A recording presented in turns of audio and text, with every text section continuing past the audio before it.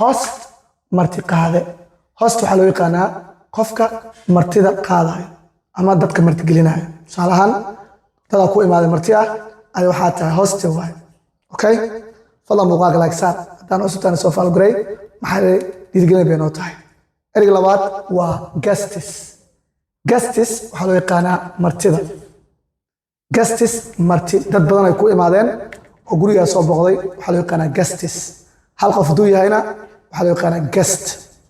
fadlan muuqaalka like saar haddaan cusubtaan soo follow garay maxay dhiirigelin ayuu noo yahay feast waa zab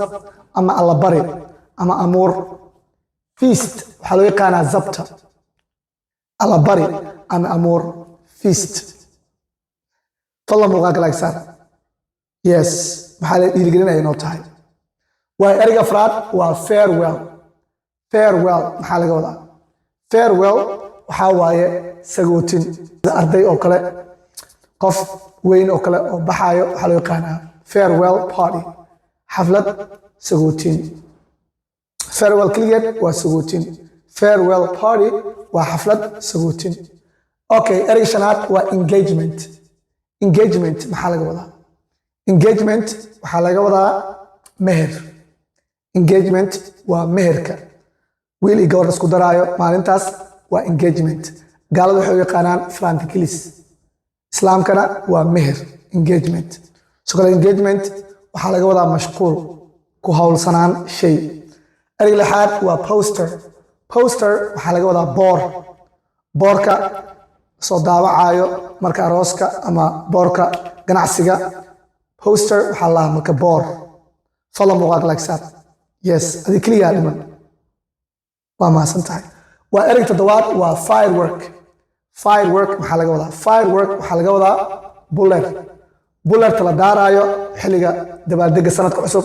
ama bullerta la daaraayo maxaa la yidhahdaa xilliga aroosyada waxaa loo yaqaanaa firework waa buller xilliga qaybta dagaalada hataa buller waa la daaraa waayahay ereyga sideedaad waa party favors waxaa laga wadaa hadiyada yaryar oo xaflad loo keenayo party favors waxaa waaye hadiyadaha yaryar oo xafladaha la keenayo ereyga sagaalaad waa decoration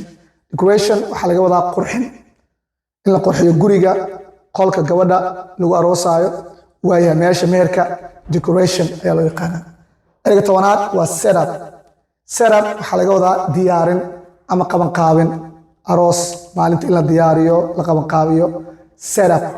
diyaarin ama qabanqaabin waa ereyga 11aad waa envelope waxaa laga wadaa baqshad waa ereyga 12aad cupcake maxaa laga wadaa cupcake wixii laga wado haddii aad taqaanid comment nagu soo qor dad badan ma yaqaanaan fadlan muuqaalkan juhdi badan ayaga baxay haddaad cusub tahay soo faalguray soo kale muuqaalkan saddex asxaabtaada ah luqadda ingiliishka danaynayso la wadaag like-tana waa xaggaaga inta muuqaalkan kiis xigan kulmi doono waa cambuulo idin leh waxbarasho horumar leh assalaamu calaykum waraxmatullahi wabarakaatu bye